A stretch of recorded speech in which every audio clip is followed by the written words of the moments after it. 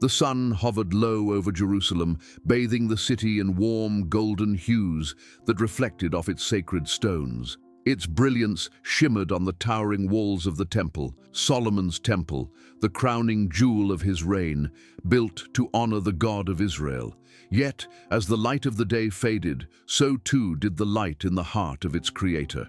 King Solomon, once celebrated as the wisest of all men, sat alone in the expansive grandeur of his palace, surrounded by wealth and luxury that had lost their meaning. The air was thick with silence, broken only by the soft rustling of curtains and the distant sound of servants attending to their duties. The halls of the palace, once alive with vibrant voices, felt eerily hollow, as if reflecting the void within the king himself. Solomon's thoughts turned inward, dwelling on a life that had scaled the heights of glory and sunk into the depths of spiritual despair. The man who had written songs to honor the Lord now found himself haunted by the echoes of those melodies, reminders of a devotion that had once burned bright but now lay in embers. As the sun dipped below the hills, casting long shadows over the city, Solomon reflected on his journey, a journey marked by triumph and tragedy, wisdom and folly. It was a life that had started with divine favor and ended with heavy regret. And in these final hours, the aging king wrestled with questions that no amount of wisdom could answer. Was it all worth it? Did his riches, his power, his knowledge bring him the fulfillment he sought? Or had he lost sight of what truly mattered? Solomon's story began with promise. He was born into privilege as the son of Bathsheba and King David, the beloved ruler of Israel who had united its tribes and established Jerusalem as its capital. Solomon was not David's firstborn, nor the most likely heir, but he was God's chosen. Even as a child, Solomon's path was unique, forged in grace, despite the shadows of the circumstances surrounding his birth. When David neared the end of his life, he declared Solomon his successor, fulfilling both divine prophecy and his own vision for Israel's future. Many doubted the young prince's readiness to rule, for he lacked the battle-hardened experience of his father. But Solomon possessed something greater, a heart inclined toward God.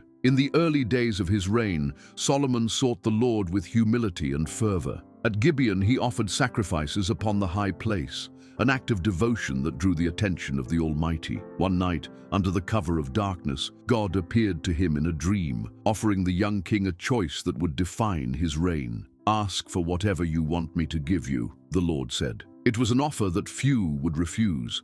Wealth, power, long life, victory over enemies. These were the desires of earthly kings. Yet Solomon's request transcended the ambitions of the world. "Give your servant a discerning heart to govern your people and to distinguish between right and wrong. For who is able to govern this great people of yours?" The Lord was pleased. Solomon's request revealed a heart devoted to serving others and honoring God's purpose. "Since you have asked for this, and not for long life or wealth for yourself, nor for the death of your enemies, I will do what you have asked. I will give you a wise and discerning heart, so that there will never have been anyone like you, nor will there ever be. Moreover, I will give you what you have not asked for, wealth and honor, so that in your lifetime you will have no equal among kings." From that moment forward, Solomon's wisdom became legendary. His judgments were unparalleled, his insights profound, and his understanding of human nature unmatched. When two women came before him, both claiming to be the mother of the same child, Solomon's decision to divide the baby revealed a wisdom that pierced to the core of their souls. It was a moment that cemented his reputation as the world's wisest ruler. Under Solomon's reign, Israel flourished as never before. It entered its golden age, a time of prosperity, peace, and expansion. Trade routes brought wealth into the kingdom, and alliances fortified its borders. With wisdom and strategy, Solomon strengthened Israel's position in the region, turning Jerusalem into the center of commerce and culture. Solomon was more than a ruler. He was a teacher, a philosopher, a poet. He composed thousands of proverbs, capturing timeless truths in simple yet profound words. "The fear of the Lord is the beginning of wisdom," he wrote, offering insight into the divine source of understanding. He authored songs and writings that explored the complexities of life, love, and the human condition. His words, inspired by both divine wisdom and his own reflections, drew the attention of scholars and rulers from distant lands. None was more captivated by Solomon's wisdom than the Queen of Sheba, who traveled across the desert with camels laden with spices, gold, and precious stones. She came to test Solomon with hard questions, and he answered everyone with remarkable insight. When she saw the splendor of his court, the abundance of his kingdom, and the depth of his knowledge, she was left breathless. "The half was not told me," she declared, marveling at the greatness of Solomon and the God he served. For all his wisdom and success, Solomon's heart was not immune to the dangers that come with great blessings. As the years passed, his devotion to the Lord began to waver. It started subtly, almost imperceptibly, a compromise here, a treaty there. Solomon's desire to secure alliances led him to marry foreign princesses, daughters of kings who worshipped gods unknown to Israel. What began as political strategy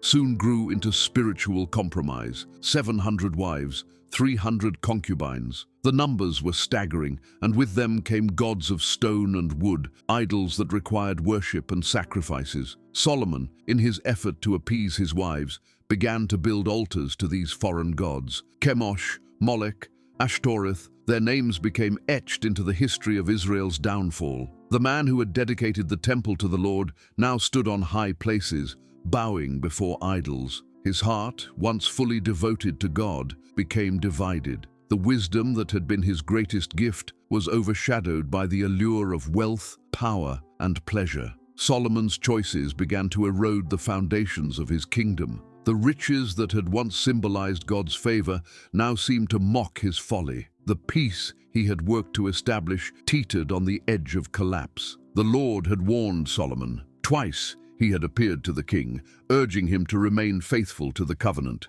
But Solomon ignored the warnings, blinded by his pride and distracted by his pursuits. And so the Lord spoke one final time. "Since you have not kept my covenant and my decrees, I will tear the kingdom away from you and give it to your servant. Yet for the sake of David your father, I will not do this during your lifetime. I will tear it out of the hand of your son." It was a promise of judgment, a consequence of Solomon's repeated compromises. The unity of Israel, the legacy that had been built by David and strengthened by Solomon, would be shattered. Solomon's son, Rehoboam, would inherit a divided kingdom, torn by rebellion and strife. The golden age of Israel was destined to end, not with a battle, but with the fallout of a king's divided heart. And now, as the sun set on his life, Solomon sat alone in the halls of his palace. The splendor of his wealth surrounded him, but none of it could console him. The man who had once been the wisest king on earth now saw the emptiness of his pursuits. He looked back on his life, the pleasures he had sought, the riches he had amassed,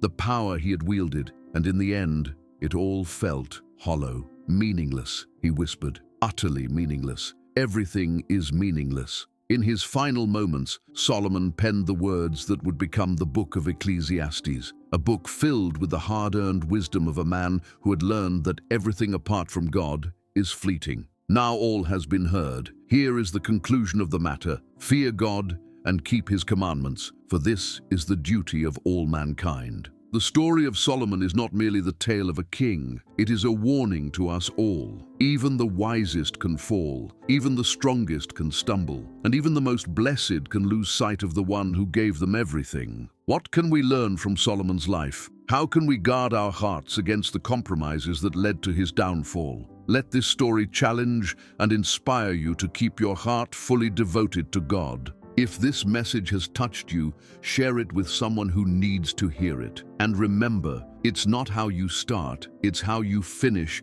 that truly matters.